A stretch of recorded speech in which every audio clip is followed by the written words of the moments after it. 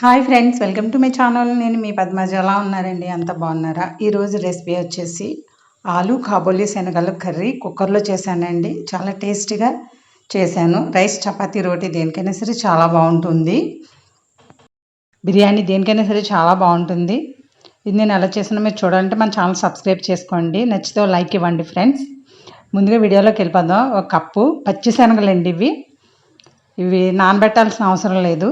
పచ్చి శనగలు ఒక కప్పు తీసుకున్నాను. అలాగే 3 బంగాళాదుంపలు, ఆనియన్, పచ్చిమిర్చి ఇవి కట్ చేసి పక్కన పెట్టుకుందామండి. ఇప్పుడు ఒక మిక్సీ జార్ తీసుకొని అల్లం, వెల్లుల్లి రెబ్బలు వేసుకొని మిక్సీ పట్టుకొని పక్కన పెట్టుకుందామండి.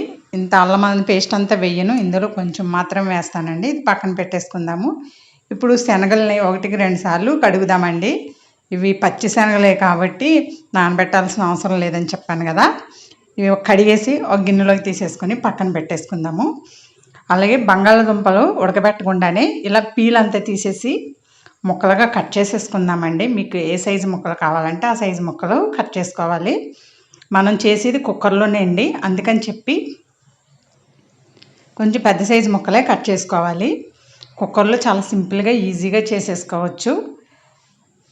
చూడండి, ఇలా కట్ చేసిన తర్వాత వాటర్లో వేసి పక్కన పెట్టుకోండి, లేదంటే నల్లగా అయిపోతాయి. టమాటాలు కూడా తీసుకున్నాను.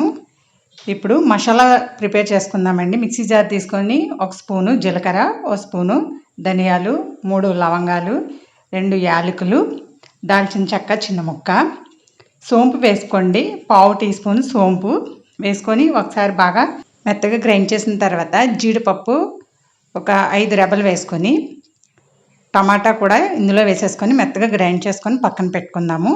ఇప్పుడు స్టవ్ వెలిగించి కుక్కర్ పెట్టుకుని, కుక్కర్లో చేస్తున్నాం కాబట్టి కుక్కర్ పెట్టుకుని ఆయిల్ వేసుకోవాలండి. కొంచెం ఆయిల్ ఎక్కువే పడుతుంది. నేను ఈ స్పూన్తో 4 స్పూన్స్ ఆయిల్ వేసాను. ఆయిల్ హీట్ అయిన తర్వాత బిర్యానీ ఆకు, కట్ చేసి పెట్టుకున్న ఆనియన్, పచ్చిమిర్చి వేసుకుని మంచి కలర్ వచ్చే వరకు ఫ్రై చేసుకోవాలి. చూడండి, ఇవి ఫ్రై అయిన తర్వాత ఆలు అలాగే శనగలు కూడా వేసేసుకొని ఒకసారి కలిపిన తర్వాత ఇందులో పసుపు వేసుకుందామండి. పసుపు ఇప్పుడే వేస్తే పసుపు ముక్కలకి పట్టి కూర అనేది కలర్ఫుల్గా కనిపిస్తుందండి. ఇక్కడ అల్లం వెల్లుల్లి పేస్ట్ వేయడం స్కిప్ అయిపోయిందండి. అది వీడియో నాకు అప్పుడు అవ్వలేదు, కుదరలేదండి, వీడియో రాలేదు. ఇవి బాగా కలిపిన తర్వాత ఇందులో మనం మిక్సీ పట్టుకున్న మిశ్రమాన్ని కారం వేసుకుని, కారం ఉప్పు అనేది మీ ఇష్టం ఫ్రెండ్స్, మీరు తినేదాన్ని బట్టి ఇలా కలుపుతూ ఉండాలి. స్టవ్ని మీడియం ఫ్లేమ్లో పెట్టి కలుపుతూ ఉండాలి. ఇలా కలిపిన తర్వాత ఉప్పు వేసుకుని కలిపాక మూత పెట్టి 1 నిమిషం పాటు మగ్గనివ్వండి. ఉప్పు, మసాలా, కారం అనేది ముక్కలకి బాగా పడుతుంది. స్టవ్ని మాత్రం లో ఫ్లేమ్లోనే ఉంచండి, లేదంటే మాడిపోతుంది. కుక్కర్ విజిల్ పెట్టకుండానే మూత పెట్టి కొంచెం మగ్గనివ్వండి. 1 మినిట్ మగ్గిన తర్వాత చూడండి, మనకి ఇలా ఉంది కదా. ఇప్పుడు వాటర్ వేసుకోవాలి. కొంచెం ముక్కలు పైకి వచ్చే వరకు కొంచెం వాటర్ వేసుకోవాలి. కుక్కర్లో చేస్తున్నాం కాబట్టి ఎక్కువ వాటర్ అవసరం లేదండి, త్వరగా ఉడికిపోద్ది కదా. చూడండి, ఈ విధంగా ఉంటే సరిపోతుంది. ఇప్పుడు మూత పెట్టి ఒక 4 విజిల్స్ వచ్చే వరకు బాగా ఉడకనివ్వండి. చూడండి, విజిల్స్ అయితే వచ్చేసాయి. ఇప్పుడు చూద్దాము కర్రీ ఎలా ఉందో. చూసారా, శనగలు, ఆలు ఉడికిందో లేదో ఒకసారి చెక్ చేసుకుందామండి. ఒకవేళ ఉడకపోతే ఇంకొక 2 విజిల్స్ మీరు పెట్టుకోవచ్చు. చూడండి, మెత్తగా శనగలు కూడా ఉడికిపోయాయి.